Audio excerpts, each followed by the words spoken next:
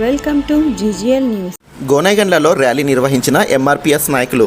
SC వర్గీకరణ సాధన కోసం అసూలు బాసిన అమరవీరులకు నివాళులు. కర్నూలు జిల్లా మండల కేంద్రమైన గోనెగండ్ల నందు ఎంఆర్పీఎస్ నాయకులు ర్యాలీ చేపట్టారు. గోనెగండ్ల బస్టాండ్ ఆవరణంలో ఎంఆర్పీఎస్ జిల్లా ఉపాధ్యక్షుడు పసెద్దుల మహాదేవ మాదిగ ఆధ్వర్యంలో అసూలు బాసిన మాదిగల అమరవీరుల చిత్రపటాలకు పూలమాలలతో నివాళులర్పించారు. ఈ సందర్భంగా ఎంఆర్పీఎస్ జిల్లా ఉపాధ్యక్షుడు గంజేలి పసెద్దుల మహాదేవ మాదిగ మాట్లాడుతూ పద్మశ్రీ మందకృష్ణ మాదిగ ఎస్సీ వర్గీకరణ సాధన కోసం చేపట్టిన ఉద్యమంలో ఇప్పటి వరకు అసూలు బాసిన మాదిగ అమరవీరుల త్యాగానికి గుర్తుగా నివాళులర్పిస్తున్నామని వారు పేర్కొన్నారు. మాదిగ బిడ్డలకు ఎంఆర్పీఎస్ ఎల్లప్పుడూ అండగా ఉంటుందన్నారు. ఏబీసీడీ వర్గీకరణ లక్ష్యంగా పద్మశ్రీ మందకృష్ణ మాదిగ అడుగుజాడల్లో నడుస్తూ వర్గీకరణ అమలయ్యే వరకు పోరాడతామన్నారు. ఈ కార్యక్రమంలో ఎంఆర్పీఎస్ నాయకులు పాల్గొన్నారు.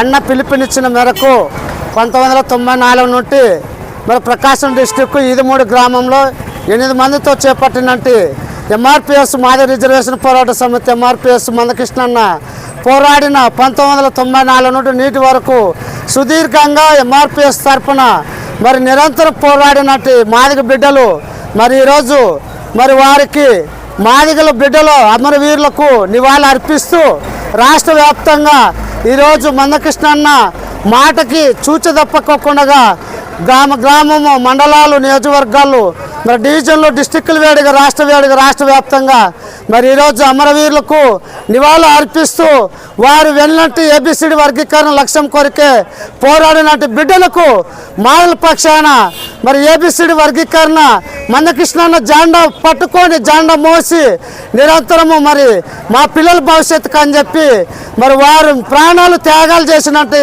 అమరవీరులకు నివాళులు అర్పిస్తూ మరి ఈరోజు ఆత్మగౌరవాన్ని మందకృష్ణన్న నాయకత్వంలో మాదిగల బిడ్డల కొరకు ఏబిసిడికి వర్గీకరణ లక్ష్యం కొరకే మరి ఈరోజు అమరవీరులకు నిజాతిగా నీతిగా మరి మాదిగల బిడ్డలు అట్టడుగుగా ఉంటున్నట్టు మాదిగల బిడ్డలకు అమరవీరులు ప్రాణాలు అర్పించినట్టు పేరున వారికి ఈరోజు రాష్ట్ర వ్యాప్తంగా వాళ్ళకి జోహార్లు తెలియజేస్తూ మరి సంచలన తీర్పు మరి 2024 మరి ఆగస్టు 1 మరి ఏపీ ఆంధ్రప్రదేశ్లో తెలంగాణలో మరి చలో ఢిల్లీలో మరి పార్లమెంటులో బిల్లు ప్రవేశపెట్టి బిల్లు అక్కడ సుప్రీంకోర్టుల నాయకత్వంలో మరి చంద్రచూడ్ నేతృత్వంలో మరి అక్కడ సుప్రీంకోర్టులో 7 మంది ధర్మాసనంలో మరి అక్కడ సంచలన తీర్పున ఆగస్టులో ఇవ్వడం జరిగింది.